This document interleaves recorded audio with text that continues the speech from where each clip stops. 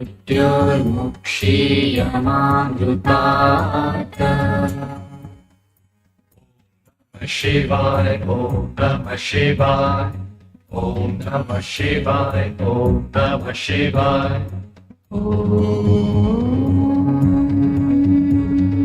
त्र्यम्बकं यजामहे सुगन्धिं पुष्टिवर्धनम् उर्वारुकमिव बन्धनात् मृत्योर्मुक्षीयमामृतात्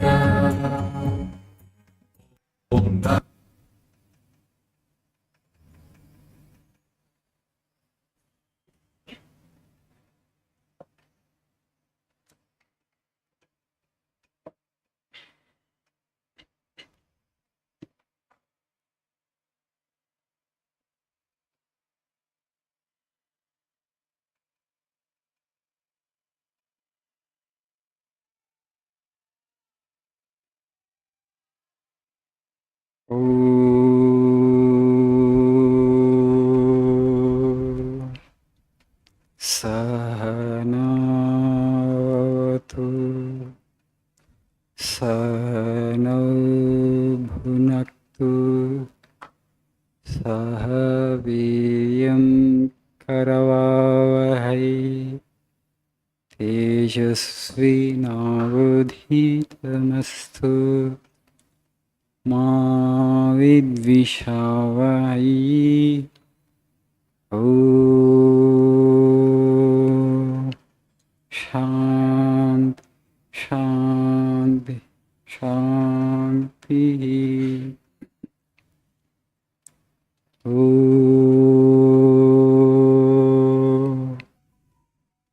असतो मा सद्गमय तमसो मा ज्योतिर्गमय मृत्योर्मामृतङ्गमय ॐ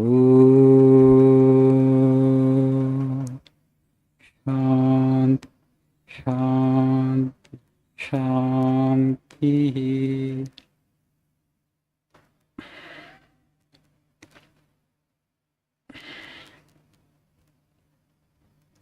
Good morning, Shubhodayam, Guten Tag, Guten Morgen, right? Sorry. So, Guten Morgen.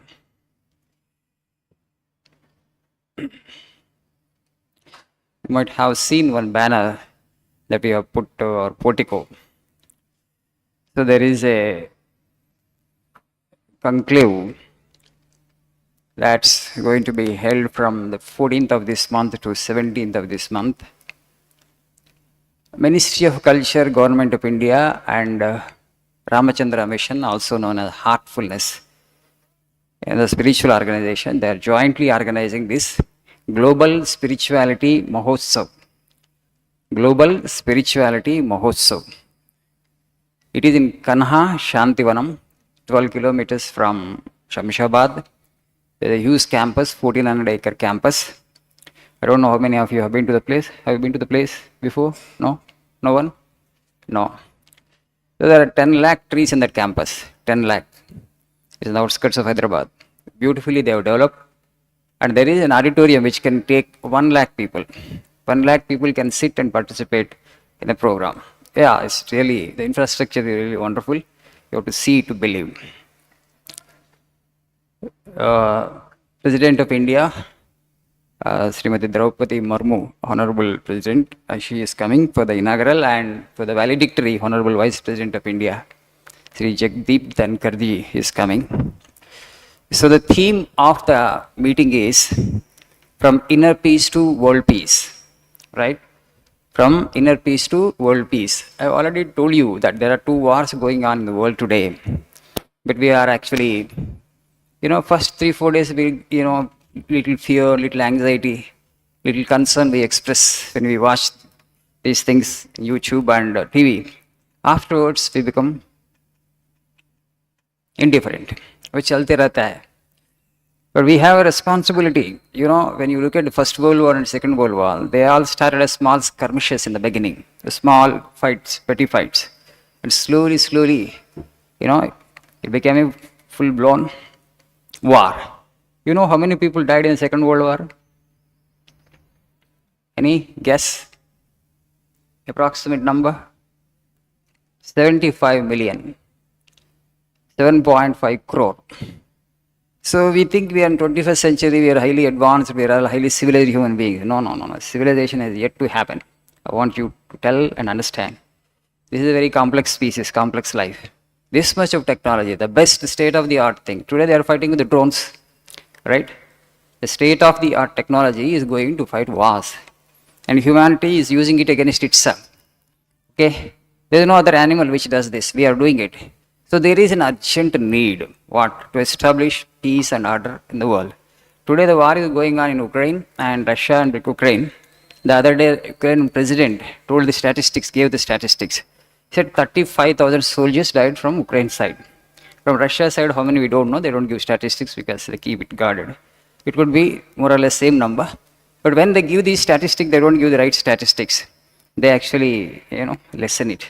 Maybe 2 to 3 times bigger than the number that has been told. See, when wars happen, it's not the old people who die. Those people who are in 60s or 70s, not those who die. It's a young blood. Those who are in late 20s and they are in early 30s. The youngest of the nation will die because they will have to. Most of the soldiers are in the age group of late 20s or early 30s. So, it is an affront to human dignity. A war is an affront to human dignity. You just place yourself in the shoes of a Gazan today, a Palestinian, and experience life for a few hours. Shall we try? You just imagine the kind of suffering that the people are undergoing in one part of the world. So this is still for various reasons. We have forgotten that we are all one species. We have forgotten that we are inhabiting the same earth. We have forgotten that we are the children of same God. We may be calling it by different names. If you forget this, the worst will happen. So to bring unity and just at least to show resolve that we are for peace and we are for unity, we are for global family. So leaders from around 300 spiritual organizations across 100 countries are gathering there in these 3 days. So mainly it is from 15th to 17th, but it will start on 14th evening itself. So I want you all to participate in that event on Friday 15th. Next to 15th, buses will start from here. Whoever is interested can enroll. You will be sent the QR code, a link for that. You have to register. So if you are interested, you can participate in that conclave. And you can just see and experience the ambience of that beautiful, campus, Kanha Shantivanam, which is a 1400 campus, as I have told you. I've already mentioned to you that Einstein's great statement, great quotation. It's okay, after Second World War, he made a statement that I don't know with what weapons they are going to fight the Third World War. Fourth World War, they will fight with stones and sticks. Fourth World War, they will fight with stones and sticks. You know how much money America spends on defense? Annual defense expenditure of America? Can you guess? $885 billion per annum.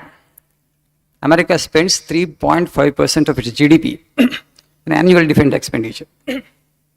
Second highest is China, $290 billion per annum it is spending on defense. Russia spends around $86 billion. India is the fourth highest defense expenditure spender in the world, the $81 billion. So there is malnutrition on one side, and we are spending this much of money on defense expenditure. If you put across this idea that we are all one family, we are all one humanity, if you can bring all the heads of all the countries together, or at least first 20 countries, highest spending countries on defense, if you bring it together, and if you can make them reduce the annual defense expenditure by 20%, you can eradicate the poverty.